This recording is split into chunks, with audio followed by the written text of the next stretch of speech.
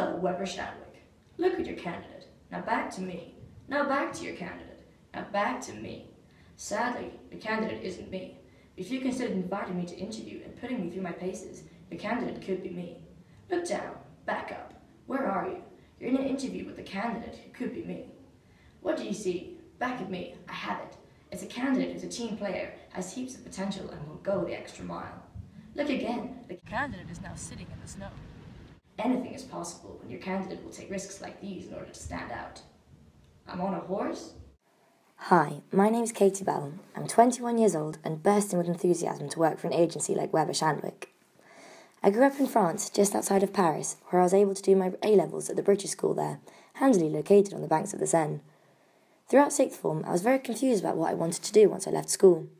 I worked hard and threw myself into everything, from the hockey and netball teams to completing my Gold Duke of Edinburgh award.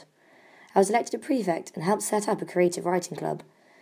Meanwhile, I tried to get as much work experience as possible to know what was out there.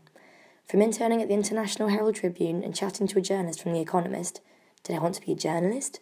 To interning at a solicitor's and shadowing a barrister, did I want to be a hotshot lawyer? All these experiences were great, but nothing really struck me as something I'd really want to do. And so off I went to the University of Warwick to read history, not overly concerned that I hadn't found my career path. I thrived on the campus life, carrying on with a lot of sport and volunteering teaching disabled children to swim every week, and writing that novel of mine in my spare time. I ran for captain of my hockey team, where I learnt about motivating a team. I took inspiration from my swimming volunteering and decided to set up a similar scheme coaching tennis to children with severe learning difficulties during my time as the tennis club's charity secretary, sorting the fundraising and coordinating with the school and rounding up volunteers.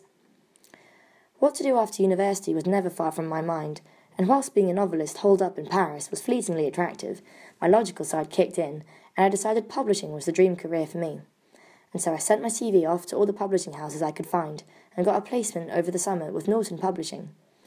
I worked hard in their academic sales department, and they asked me to come back later that summer, after I had finished with some other work experience I had lined up with the digital marketing department of Jewson's, the builder's merchant. I took them up on the offer, but now with a taste of the world of online marketing and creative content. Back at Norton, I asked to move departments to work into publicity. I loved the buzz from seeing creative content I'd made be shared on their various communications channels, be it the printed press releases I'd written and designed, the Facebook competitions I'd launched, or the ways I experimented with trying to up the number of Twitter followers they had. Could this be a job all of its own, I wondered? I realised that I'd finally found a niche that I loved, taking a brand or product and crafting its online strategy and advertising. I looked around and saw that such jobs did exist. Brand design, integrated communications, it sounded perfect. The only problem was that I didn't know anything about it. Almost by accident, I found out about Warwick's Global Media and Communications Masters. With modules in audience development, branding, creative technology, it was exactly what I needed to bridge the gap in my work experience. I wanted to learn how to be the best communicator I could be, with the opportunity for hands-on practice. During my masters so far, I've had to form a mock digital communications agency and deliver a pitch at a professional standard to the head of Warwick's marketing team, which was nerve-wracking but so exciting. I've had to collaborate with other students from around the world to create a series of digital storyboards, and I've learned to follow current trends and communication strategies.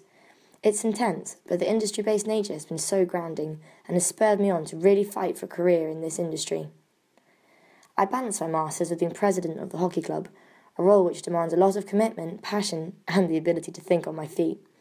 As well as overseeing an exec of 12 other people, liaising with our corporate sponsor, and training and playing 5 times a week, the hockey club is essentially a brand that needs constant attention.